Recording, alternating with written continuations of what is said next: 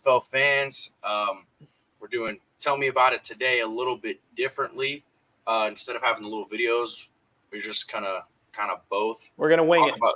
We're gonna wing it. Now we're just gonna talk about the games from our point of view, our perspective. So Saturday was a heck of a game. So the second half of that Saturday game may have been the best half of football all year, in my opinion. That was bonkers. So since that game happened first, it did happen on Saturday. It was the first game of the weekend. I'm gonna go ahead and let you talk about that game. All right. So the first game on Saturday, it was on NBC at 8:00, and it was the Panthers versus the Maulers, which the Maulers won in a thrilling fashion, 31-27. The first half was extremely slow. It was a 3-10 at the half. Neither offense could get anything going.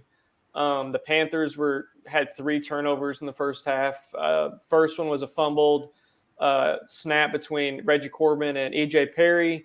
And then the second fumble was Cole Hicatini caught about a 15-yard pass and was trying to get upfield and fumbled it on someone punching the ball out. And then the third one was E.J. Perry was trying to push the ball downfield and ended with a deep interception. But it kept the Panthers in it because the Maulers could not capitalize on offense. Troy Williams and the offense looked out of sorts. They couldn't move the ball real well. It was a whole lot of 3-and-outs and punting. But the second half was a completely different story for both teams. The third quarter, E.J. Perry kind of went absolutely crazy. He was him in that third quarter. It had the 72-yard bomb to Sims, and then he had the rushing touchdown right up the middle, and that pretty much swung momentum their way in that third quarter. You got any thoughts on that one? Yeah, I thought at that point it started to feel like maybe Michigan might do it. The first half, the turnovers and stuff, even though they were hanging in the game, I was just like, man, they can't. I don't know. I just didn't think they'd be able to overcome the turnovers because, like, the Maulers' defense is just so stingy, man. And that was the thing that hurt. I mean, the Maulers' defense was trying to end the game basically in the first half, but their offense just could not get in the end zone. They got 1 rushing touchdown in the first half and then a field goal, but they had multiple chances on their side of the 50, and they just couldn't get it in the end zone. Yeah. No, the Maulers' offense was struggling, and they could have pretty much gave them an early kill shot if they could have just kind of converted some of that stuff. But I mean, Michigan's defense, is really good too.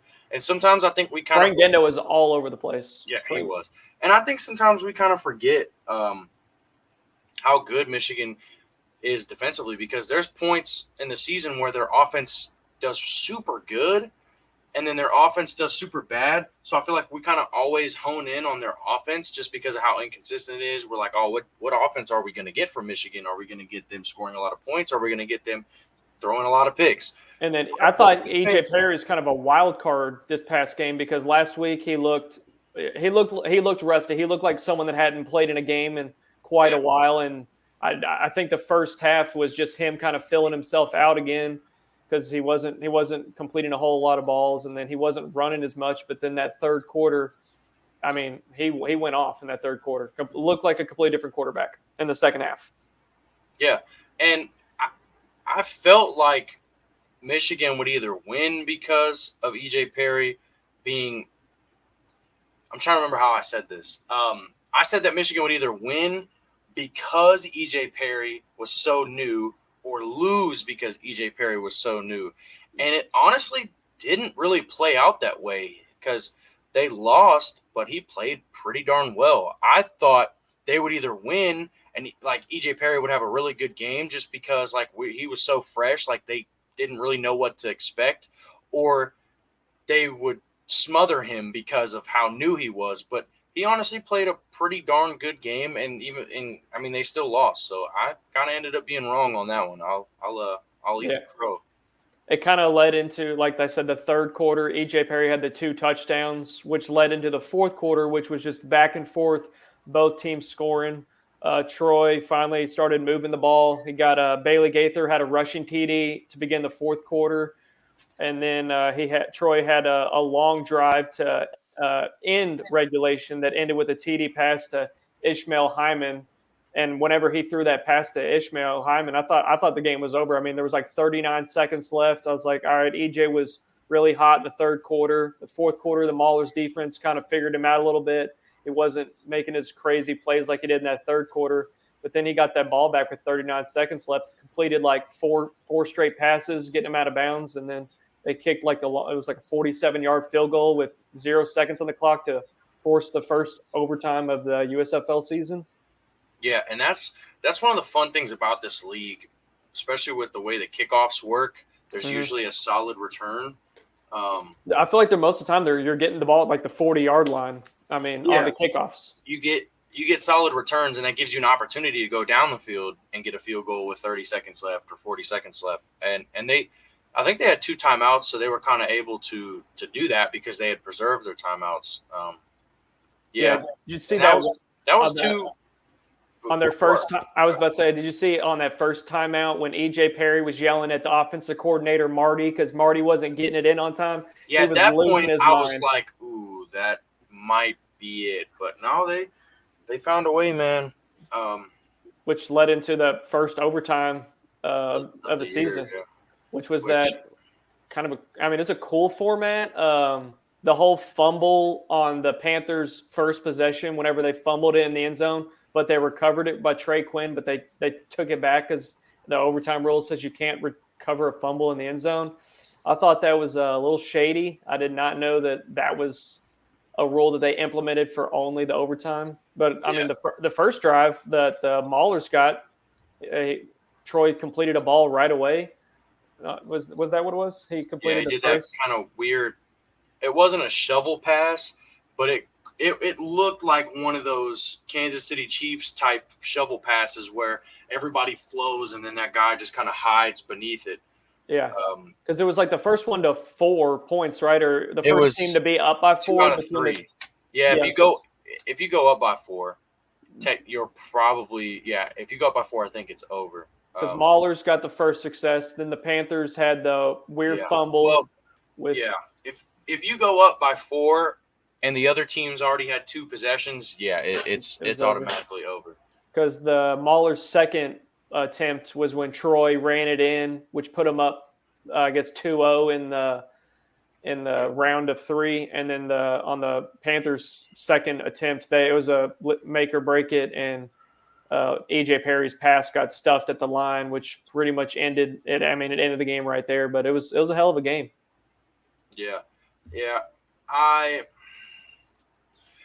I don't know. To me, that feels like one of those rules that you don't know about it until it ruins a game. Because Trey Quinn got the ball in the end zone. I mean, he was, and they called it a success at first. Yeah, they did, and that's why I was like, because I saw him go, and I was like, oh no, he fumbled, and then they got it. I was like, oh, we're good. This game's gonna keep going, and I don't know. At that, then they went back to Pereira, and he was like, no, you can't fumble in the overtime. I don't like that rule. I think that's stupid. Like, I don't understand why that makes sense. How, like, if you fumble, like what? Because at that point, like, the play's dead because he fumbled? Like, you know what I mean? Like, I don't, that's stupid. That makes no sense. It was Scott they had in there, right? It was. Yeah. It was they didn't have Reggie in. Yeah, it's like, Scott. That makes no sense because no game is like that. You know what I mean? Like, I don't know. Man, it's not like that at any point in the game. If at any other point in the game, if you fumble and then they pick it up, it would have been a touchdown or the conversion's good. So I don't know. I just think it's stupid. But I mean, it sucks too because it's such a really good game, and then we're gonna look back on it and be like, oh, that stupid fumble rule. Yeah, cost him to have another attempt for the third one. But EJ Perry, he had a great game in the second half. Like I said, he was 23 of 38 for 370 passing yards, 2 passing TDs. He had the 7 rushes for 22 yards and a rushing TD. So, I mean, he completely came alive in that second half. And I think he is definitely the Panthers QB going into the next season if he does decide to come back over Josh Love. I don't think he can go back to Love after what Perry did in the last 2 games to get him to that point, basically. Yeah. And I think we'll probably touch on that more during the offseason whenever we do more just kind of USFL centric content. But yeah, I think they found a guy in Perry. That's what I would roll with. And then, I mean, Troy Williams, I mean, he started out slow, but ended with 23 out of 40 for 203 yards and passing touchdown, and then 6 carries for 36 yards. On Authority last week, I was telling Webb and Ace, I think from game 1, whenever Troy came in the second half for Morgan until last game, like, I feel like he's been the most improved quarterback just from, like, game 1 to basically last week. I thought he's completely changed the way that Mauler's offense looked inept early, and then, I mean, he got them rolling a little bit in the second half of the season. They got them into the playoffs and now in the championship game because their defense was always great. They just needed a little help from the offense, and Troy finally got them moving a little bit in the right direction, I think. Yeah, he brought mobility to their offense, and it takes offensive lines a little bit of time to gel. Mm-hmm. So when you've got that mobility that you can lean on while you're waiting for your offensive line to kind of gel throughout the season, and it's also just nice to have because there's times where receivers don't get open, and if you're not mobile and your receivers aren't open on a 3rd and 8, there's nothing you can do. But if you're mobile and your receivers aren't open on a 3rd and 8, you can take off and pick it up. Yeah. So he did a lot of that for them this year, is just going and picking up first downs when his receivers were not open. Yeah, I mean, his receivers did play better the second half of the season, I think, with Hyman and then Isaiah Henney, and then Bailey Gaither, I feel like, was always open in the slot. So their offense has definitely changed over the second half of the season, I think. Yeah, I agree. You want to get into your heartbreak game, game 2 on Sunday on Fox? Yeah. I'm still repping them. I still love them. Yeah. Birmingham and New Orleans, that game, New Orleans got the ball first. First of all, off rip, New Orleans won the toss and elected to receive. I was surprised that they wanted the ball right there. Never do that.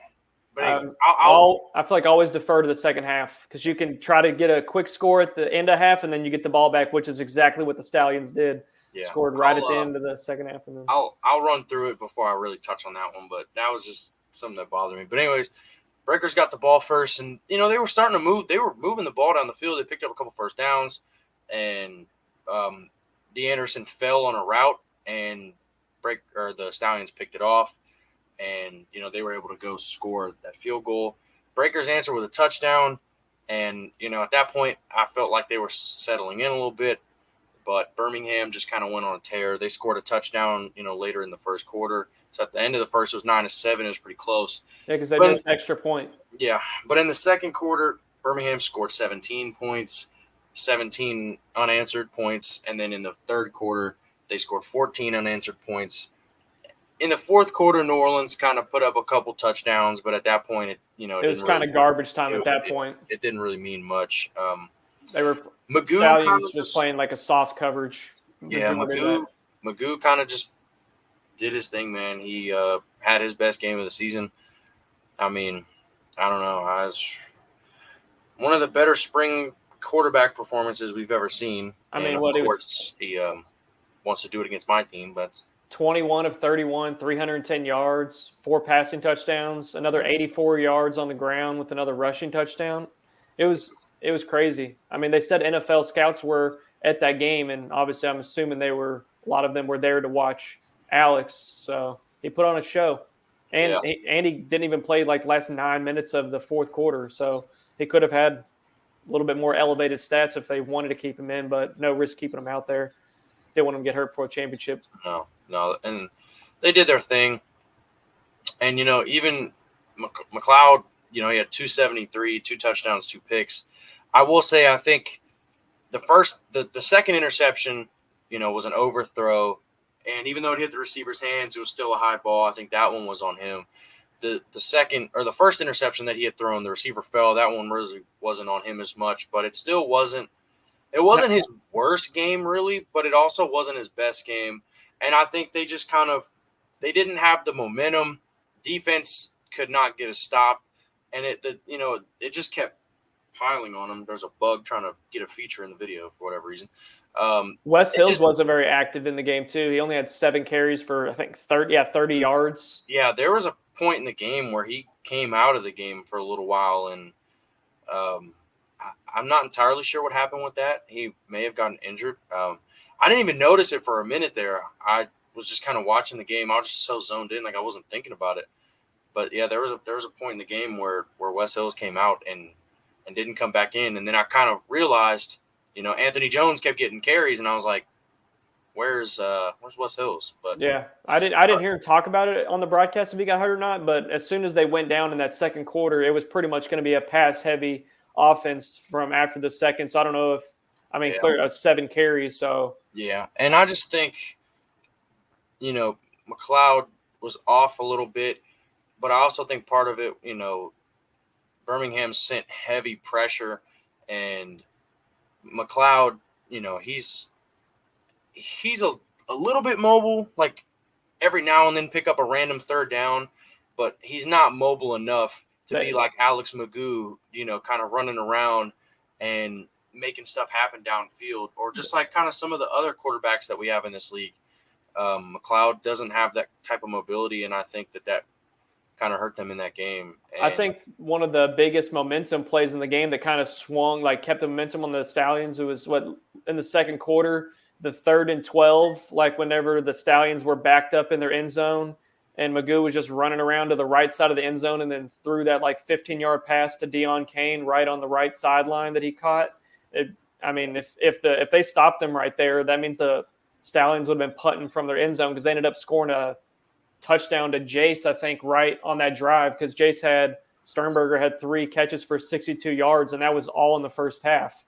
Yeah. So, and at that point, I'm pretty sure that was when it was 9-7, I believe. Yeah, that was 9-7. If you get a stop right there, and you can get them to punch you back the ball backed up like that, you probably would have got the ball around your 50. You could have at least probably gotten a field goal out of that. Now you're looking at 10-9 rather than. I think it was was it 7 I think they kicked a field goal on that. I thought that was the one where Sternberger had the 30-something yard. They scored 17. No, they went up 12-7 and then scored and went up 19-7 and then 26-7. That's what it was. But even then, that's still 12-7 versus 10-9. It's big. That's a little bit of a difference. But yeah, it was just little things like that the Breakers just couldn't get done.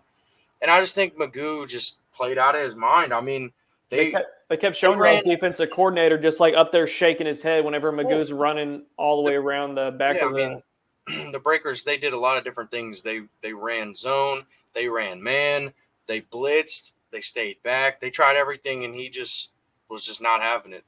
So yeah, that led to a Breakers loss. But Stallions are moving on in the championship.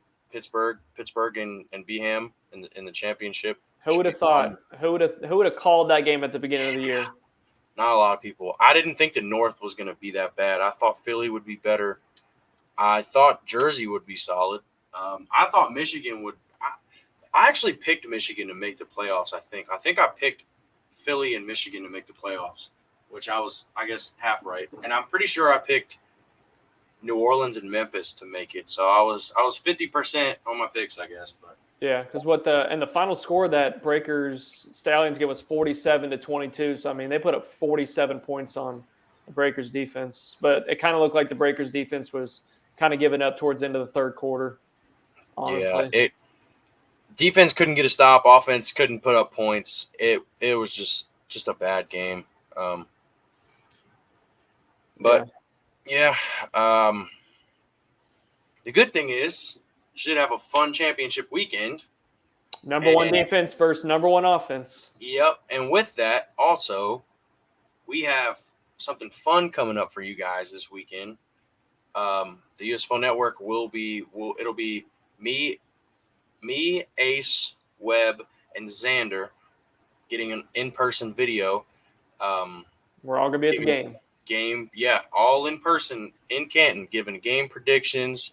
And you know what? I don't know. We'll just talk about stuff. We'll just figure it out because when you get in person, man, it's just fun. You just find stuff to talk about and make it fun, man. That's kind of how I see it. So I'm sure the Stallions are favored on the Fox betting app. I don't know what the spread is just 100%, yet. 100%, We'll look before we film that episode, but I'm sure the Stallions are favored as of right now. But that's the 8:00 game Eastern time on NBC this Saturday. Should be a fun game. It was a fun weekend. Kind of. Saturday's game was really fun. Sunday's game, not as much. Definitely not fun for me, but good for the Maulers and Stallions fan this week. Yeah. But that's pretty much all we've got for you guys. Hopefully you guys. Quick recap video this week. Yeah, nothing too crazy, man. Nothing too crazy. Only 2 games to talk about, but hopefully you guys enjoy. Like the video, share it around. Also, like, share, and subscribe. Yeah, absolutely. And let's run up these numbers this week. Me and Logan had good numbers last video we did. Let's run up these numbers, guys. Let's run up these numbers. Let's do it. Make sure you guys tune in this weekend. It's gonna be fun. It's gonna be so much fun. Can't wait. But all right, USFL fans. This is Lowe signing off. Zander signing off. Until next time.